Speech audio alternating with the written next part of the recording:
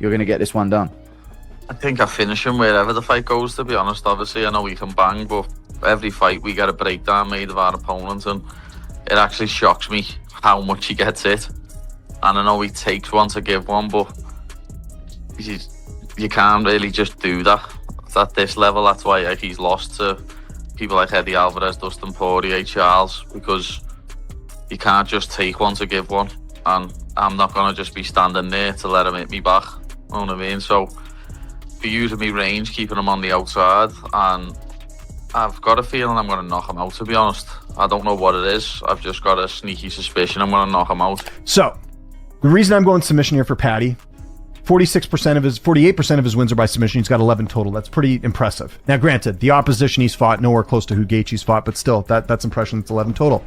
Gaethje does have 68% takedown defense, but he still can be taken down. And when you've got a guy like Paddy, whose ground game looks like it's improving bit by bit, he's actually going out there and finishing guys. Like, he did finish Chandler via TKO, but he submitted Bobby Green, almost submitted Tony Ferguson. The ground game's on point, submitted Jordan Levitt, Vargas, all these guys. So we know the ground game's pretty good here. Paddy's 7 years younger, but he's been far more active over the last 2 years. I think that's something worth noting. I'm really worried that Justin Gaethje has good enough takedown defense and way more clean, accurate shots than Michael Chandler to make Paddy Pimblett pay. Defend the grappling, piece him up with the jab. If he gets in close, bomber uppercut. That could be the shot that hurts him. I feel like if he wins, it will be like a round 2 or 3 knockout, but Pimblett doesn't go out cold. I think it'll be like a TKO, like he drops Paddy Pimblett, and Paddy Pimblett's kind of like complaining about it, but it was kind of a good stoppage. That's what I think it is. So all right, the MMA world just exploded. Paddy Pimblett versus Justin Gaethje is actually happening, and every single expert is losing their minds trying to figure out who survives this absolute war. Because make no mistake, this isn't just another fight. This is a collision between two completely different philosophies of violence, and only one of them walks out conscious. Dark horse. Obviously Paddy and Justin are fighting for the interim title. That's an interesting fight because Justin, better boxer, better wrestling, never uses the wrestling. Even if he did use the wrestling, you wouldn't really want to take Paddy Pimblett down. Paddy's a lot younger, a lot less miles on the clock, a lot less wear and tear. I'm kind of early leaning towards Paddy Pimblett in that fight. But who's the undisputed champ at the end of 2026? If he doesn't, I don't know, move on to boxing like he says he's going to. Hold on, this is the thing. Here's what's got everyone talking. Fight fans are split right down the middle, and for good reason. On one side, you've got people saying this chaotic brawl is tailor-made for Paddy's wild style. The guy thrives in pure chaos. But then you've got the seasoned veterans shaking their heads, questioning whether Paddy can actually hang with Gaethje's elite-level striking. And here's the thing that literally every single person in combat sports agrees on: this fight will be an absolute mess from the opening bell. We're talking brutal, chaotic, and completely unpredictable. The winner isn't going to be the better technical fighter. It's going to be whoever can survive the storm and deal with that whirlwind of violence better than their opponent. And honestly, that could go either way. Realness to it, like you're actually fighting this guy that you probably, I would imagine, was watching before you even got into the UFC. This is fucking Justin, the highlight reel Gaethje over here. Like. Lad, I can remember watching him fight Nick Newell, lad, the fella with one arm, before he was even in the UFC. You know what I mean? I can remember my teammate, who's now my coach, Adam Vensley, telling me, "Oh, you need to watch this Justin Gaethje, lad, he's unbelievable." And I watched him and was like, "Oh my god, he's sick." So when he had his debut against Michael Johnson, I can remember watching that live, just thinking, wow, this fella can bang. But, you know, that's the position that you get into in this sport, lad. You've got to end up fighting your heroes or you're in the wrong game. Yeah, you've been in this position before against Tony Ferguson. When you're in the cage, it's completely locked in. But is there a moment where you're thinking, like, fucking hell, this is Tony Ferguson, lad? Is there any, You think that before it, like, but when you're in the cage, that's it. I'm just looking at him thinking, you're trying to stop my dreams. You're trying to take food out of my kids' mouths, so I'm going to... But here's where things get really interesting. When Paddy talked about Justin, there was this shift in his tone that caught everyone's attention. He actually admitted he used to watch Gaethje fight back in the day, even before Paddy made it to the UFC. He had respect for Justin's ferocity, admired his warrior mentality. But that respect, it's gone now, completely vanished. And you know what that means. Once those cage doors slam shut, Paddy isn't going to be thinking about legacies or past glories or how much he used to admire this guy. In his mind, Justin Gaethje transforms from a respected peer into nothing more than an obstacle standing between him and what he wants. That's exactly how Paddy intends to treat him, as a problem to be solved, not a legend to be honored. It's one done. I think I finish him wherever the fight goes, to be honest. Obviously, I know we can bang, but every fight we get a breakdown made of our opponent, and it actually shocks me how much he gets hit. And I know he takes one to give one, but you can't really just do that at this level. That's why he's lost to people like Eddie Alvarez, Dustin Poirier, Charles, because you can't just take one to give one. And I'm not going to just be standing there to let him hit me back. You know what I mean? So be using me range, keeping him on the outside, and I've got a feeling I'm going to knock him out, to be honest. I don't know what it is. I've just got a sneaky suspicion I'm going to knock. Now get this part, because Paddy's confidence isn't just bravado. His team spent weeks studying Justin's fights, and they found something that has them absolutely convinced they can win. They noticed how often Gaethje gets hit clean. We're not talking about glancing shots here. We're talking about solid, impactful strikes that land right on target, fight after fight after fight. Paddy believes Justin has become comfortable with absorbing significant damage just so he can unleash his own devastating counters. But here's where Paddy sees his advantage. He doesn't think that take one to give one strategy works against someone who moves like him, someone who uses feints and picks his shots with surgical precision. He made it crystal clear that he's not planning to stand in the pocket and trade bombs without a strategic reason. This is about calculated aggression, not reckless abandon. And that difference could be everything in a fight like this. You know, I've been doing a lot of rounds with Luke Riley for this camp, and Luke's got much better technical striking than Justin Gaethje. And I'm having a lot of success sparring with Luke, and obviously one of my coaches, Ellis, who used to fight himself, he's the exact same build as Justin. He's 5'10" with a 70-inch reach. And I've been doing rounds with him. He's literally, because he doesn't fight anymore, lad, and he's just a coach, he's just done Justin's style for me. He hasn't got his own style. He's been doing Justin for me, and just the bits what we're working, I can see me knocking him out or dropping him and then submitting him. People are going on about his takedown defense, but if I want to take him down, I will take him down, lad. Simple as. But I can see myself dropping him, ending up on top and either TKOing him or submitting him or TKOing him ground. But wait, it gets even better. Paddy's training camp has been an absolute game changer for his confidence. He's been sparring specifically with partners who are built like Gaethje and fight with that same aggressive style. Think about how valuable that simulation is, getting real-world experience against guys who mirror your opponent's approach. But here's the kicker. He's been consistently performing incredibly well against strikers who are not just faster than Justin, but technically cleaner too. So he's essentially been battle-testing himself against upgraded versions of what he expects to face. And when the conversation shifted to wrestling, Paddy's confidence didn't waver for a second. He boldly declared that if he wants to take Justin down, he will. No hesitation, no doubt. In his vision of how this fight unfolds, he sees Justin getting hurt on the feet, then Paddy landing on top and finishing the fight right there on the canvas. That's a pretty specific prediction from someone who's clearly visualized this fight 1,000 times. Obviously, Paddy and Justin are fighting for the interim title. That's an interesting fight because Justin, better boxer, better wrestling, never uses the wrestling. Even if he did use the wrestling, you wouldn't really want to take Paddy Pimblett down. Paddy's a lot younger, a lot less miles on the clock, a lot less wear and tear. I'm kind of early leaning towards Paddy Pimblett in that fight. But who's the undisputed champ at the end of 2026? If he doesn't, I don't know, move on to boxing like he says he's going to. Hold on, this is the thing. Here's where the expert analysis gets fascinating. One prominent MMA voice found himself leaning heavily toward Paddy, and his reasoning was brilliant timing and accumulated damage. This analyst acknowledged that Gaethje is the more proven fighter with the incredible resume, but he's worried that all those brutal wars are finally catching up. Think about it, Gaethje has been in some absolute battles that would end most careers. Meanwhile, Paddy is significantly younger, much fresher, and hasn't endured the same kind of career-shortening punishment. That's a massive difference when you're talking about a potential 5-round war. But here's the really interesting part. He identified Paddy's grappling as a profound risk for Justin.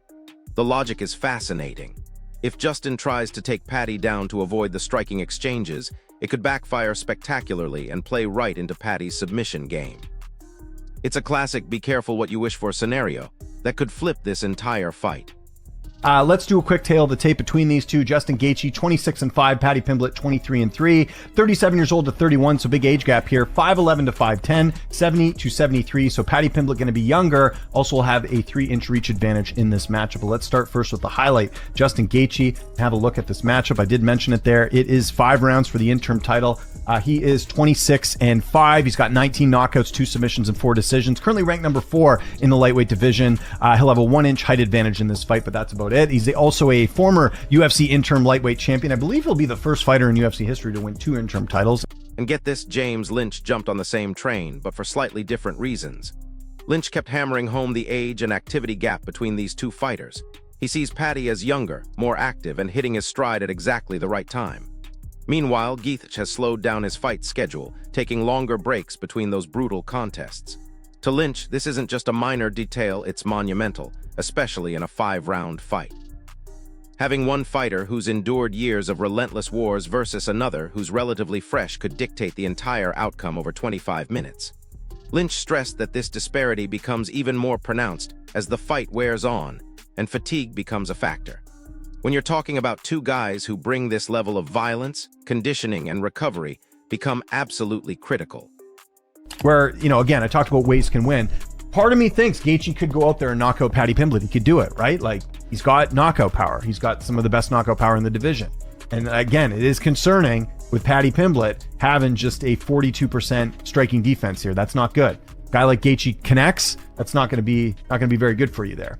So that's certainly a way that Gaethje can win this fight. But with that said, Justin Gaethje's last knockout win was the Tony Ferguson. No, sorry. It was the Dustin Poirier fight. That was a couple years back. So he's only got 1 knockout win in his last, how many fights is it here?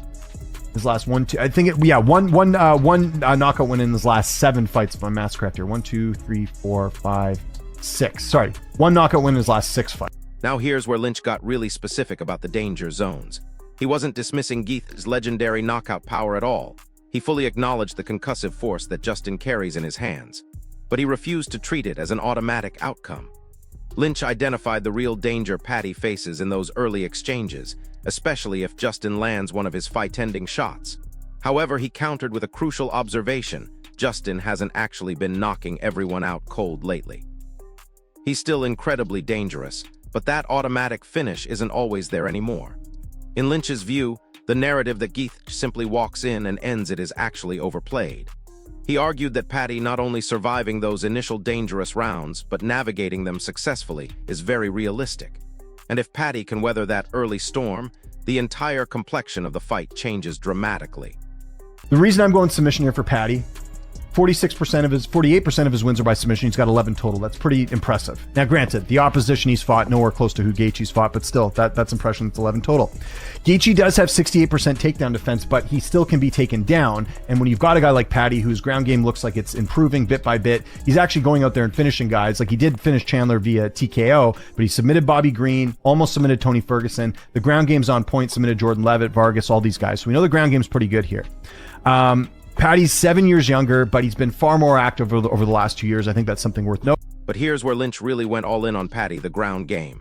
He spent serious time explaining that even though Gaethje's takedown defense looks solid on paper, he can still be taken down. And once that happens, once Justin finds himself on his back, everything changes instantly. Paddy's record speaks volumes here. The guy has an undeniable ability to finish fights once they hit the canvas. Lynch saw this as the clearest path to victory for Paddy, especially if Justin begins to slow down from the relentless pressure and pace.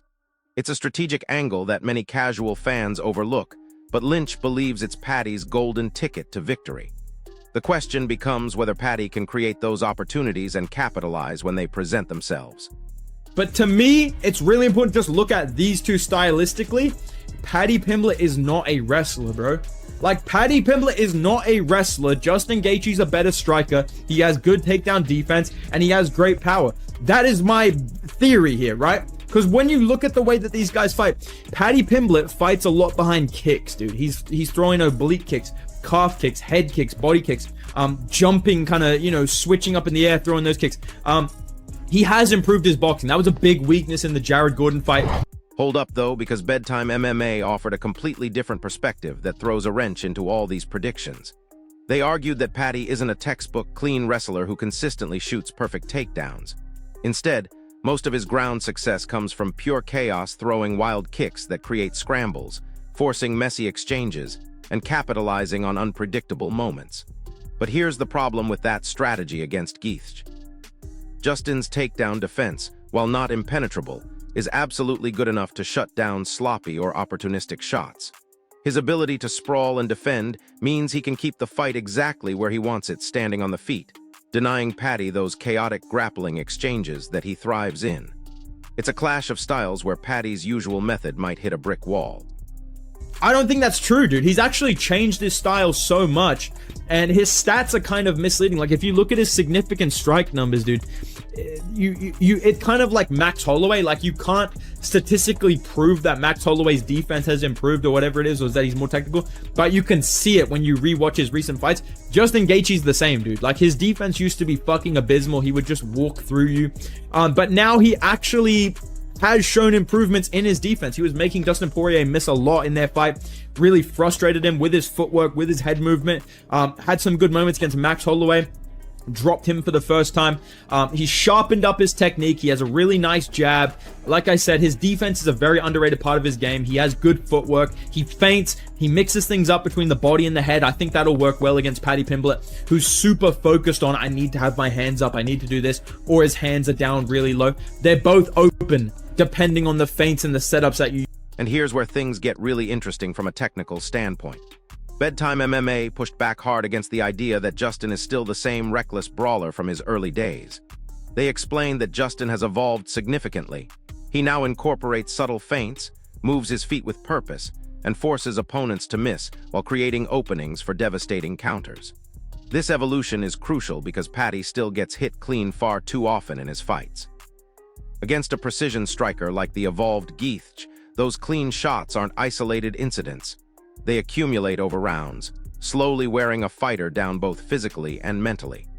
It's a testament to Justin's growth and a major red flag for anyone betting on Paddy's defensive capabilities.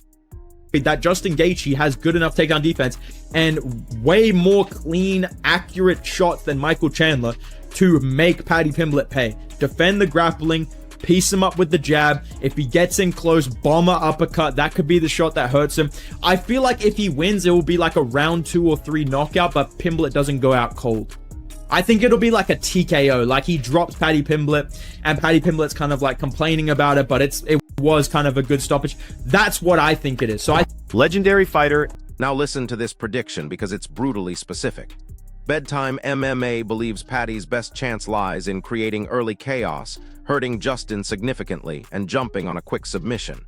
That's his win condition in those opening exchanges.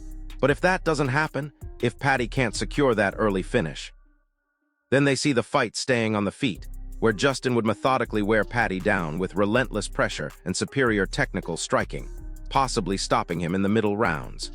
It's precisely why they ultimately lean toward Gaethje winning via TKO in what they envision as a grinding, attrition-based finish. The clock becomes Paddy's enemy if he can't solve the puzzle early. And with January coming up and the new Paramount deal, that main event of UFC 324, it's going to be headlined by Paddy Pimblett and Justin Gaethje. Who do you favor in that fight? Man, I got to go with Gaethje. I feel like he's the one that is more like enjoys like a knockdown drag out more than the other guy. Not that Paddy Pimblett doesn't love to fight. It's just Gaethje loves to like actually get down and throw fist for fist. And he's also got the Division I wrestling to kind of negate some of the biggest skill sets of Paddy. Paddy's like a very dominant grappler when it comes to submissions and being, aggressive with that. I think Gaethje has the tools to keep it where he wants it, and I think that's going to give him an edge. But wait, there's more expert analysis that completely flips the script. Analyst Eurasia Faber leaned decidedly toward Gaethje because he believes this fight plays directly into Justin's strengths. Faber envisions this quickly becoming a hard-hitting brawl where both fighters are standing right in front of each other exchanging bombs. And that's exactly where Gaethje is most dangerous. He also brought up Justin's underestimated wrestling, not as an offensive weapon, but as a strategic tool to dictate where the fight takes place. Faber suggested that Justin's wrestling background gives him the ability to keep Paddy from unleashing his grappling game as much as he'd like. While he didn't ignore Paddy's ground danger, he believed Justin's pace and octagon control could negate that threat entirely. In Faber's view, this fight hinges on who sets the rhythm from the opening bell, and he trusts Justin's experience in high-stakes wars to give him the edge. Here's where it gets even more brutal in the analysis. Bob Artem candidly admitted he's picked against Paddy before and it cost him, but he still sees the same fundamental issues in Paddy's game. Artem keeps noticing moments where Paddy slows down, creating dangerous openings, and that's lethal against someone like Gaethje, who never stops coming forward. His primary concern? Paddy's defense. He highlighted that Paddy's chin often remains high, giving opponents golden opportunities to land clean shots. While Paddy's chaotic style works when opponents are hesitant or fading, Artem stated that Gaethje does neither. He made it clear that enjoying Paddy's exciting style is far different from trusting it against an elite striker like Gaethje. Artem also discussed how Justin has evolved, noting he's no longer stuck on just brawling. Even if he doesn't plan to wrestle much, the threat is there, giving him control over where the fight goes. And get this final piece from a legend himself. Jorge Masvidal leaned heavily toward Justin, citing experience above everything else. Masvidal explained how Justin has navigated the toughest fights imaginable, enduring heavy pressure and chaos against the best in the world. To Jorge, Justin understands what it feels like when a fight gets ugly, whereas Paddy is still learning those lessons. This experience gap becomes monumental when things stop going smoothly. What stood out to Masvidal was Justin's reaction when things go wrong. He simply doesn't panic, even when rocked or dragged into messy situations. From Masvidal's perspective, unless Paddy seizes control very early, Justin's relentless pressure and unyielding will are destined to take over the fight completely. So there you have it. The experts are split, but the reasoning is crystal clear on both sides. Paddy's youth, activity, and submission threat versus Justin's experience, evolved striking, and relentless pressure. This isn't just about who hits harder, it's about timing, strategy, and who can impose their will when everything goes sideways. And honestly, I think we're looking at a fight that defines both of their legacies. One guy's championship dreams continue, the others get brutally ended. So here's my question for you, drop it in the comments. Does Paddy's youth and grappling overcome Justin's experience and power, or is this where the veteran shows the young gun how it's really done? If this breakdown helped you understand what's really at stake here, smash that like button, subscribe for more fight breakdowns, and hit the notification bell because this is just the beginning of what's going to be an insane build-up. I'll see you in the next one. But hold on, because I need to tell you something that completely changes everything we just discussed. The betting lines for this fight have been moving in ways that are absolutely shocking the entire gambling community. When this fight was first announced, Gaethje opened as a heavy favorite, which made perfect sense given his resume and elite status. But here's where it gets crazy. The money has been pouring in on Paddy Pimblett at such an alarming rate that some sportsbooks have actually shifted him to being the slight favorite. We're talking about millions of dollars in action, and the smart money isn't going where you'd expect it to go. Now here's what's really fascinating about this betting movement. The sharp bettors, the guys who make their living predicting fight outcomes, they're not just throwing money at Paddy because of his popularity. They're seeing something in the matchup that casual fans might be missing entirely. One prominent Vegas oddsmaker told me off the record that they've never seen such a dramatic line movement based purely on technical analysis rather than public sentiment. These aren't emotional bets from Liverpool fans. These are calculated investments from people who study every single frame of fight footage. And when the smart money moves this aggressively, it usually means there's a fundamental flaw in how the general public is evaluating the matchup. But wait, there's another angle that literally nobody is talking about, and it might be the most important factor of all. The mental warfare aspect of this fight is absolutely unprecedented. Paddy has been in Gaethje's head for months now, constantly calling him out, questioning his relevance, and basically treating him like he's already yesterday's news. Most fighters would get angry about that kind of disrespect, but here's the thing about Justin, he's actually embracing it. He's using Paddy's trash talk as fuel, and historically, that's when Gaethje is most dangerous. When he feels disrespected, when someone treats him like he's washed up, that's when he reaches another level of violence that even his most brutal performances can't match. Here's where the psychological game gets really complex, though. Paddy isn't just running his mouth for entertainment value.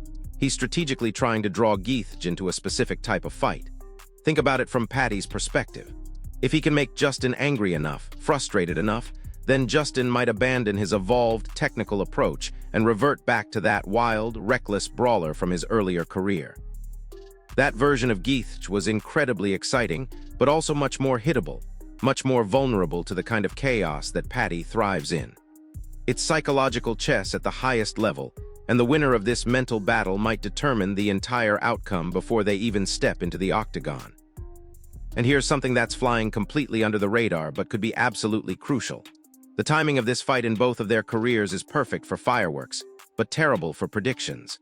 Paddy is coming off what many consider his most impressive performance, where he looked more technical and controlled than ever before.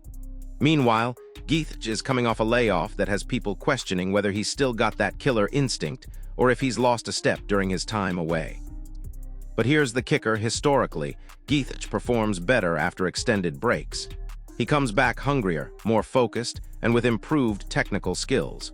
So while some people see the layoff as a negative, it might actually be exactly what he needed to peak for this kind of fight. Now let's talk about something that could completely flip this fight on its head: the championship implications. This isn't officially a title eliminator, but everyone knows the winner puts themselves right back in the thick of the lightweight title picture. That kind of pressure does different things to different fighters. For some guys, it makes them fight not to lose instead of fighting to win, which leads to tentative, boring performances. But both Paddy and Justin have shown throughout their careers that big moments bring out their best performances. The pressure doesn't shrink them. It elevates them to levels they can't reach in regular fights. Here's where things get really interesting from a stylistic breakdown that most analysts are completely overlooking. Everyone keeps talking about this like it's going to be a wild brawl, but what if it's not? What if both guys come in with completely different game plans than expected? Paddy has shown in recent fights that he can be patient, technical, and strategic when he needs to be. And Gaethje has evolved into someone who can control distance, use feints, and pick his shots. If both fighters decide to be smart and technical instead of reckless and exciting, we could be looking at a chess match that surprises everyone who's expecting a war. But here's what I think is the most overlooked factor in this entire fight: the 5-round distance. Neither of these guys has been in many 5-round wars, and the ones they have been in revealed fascinating things about their conditioning and mental toughness. Paddy has shown he can maintain his pace and aggression deep into fights, but he's never faced someone who brings the kind of relentless pressure that Gaethje is famous for. Meanwhile, Justin has proven he can go 5 hard rounds, but those wars took something out of him that might not be replaceable.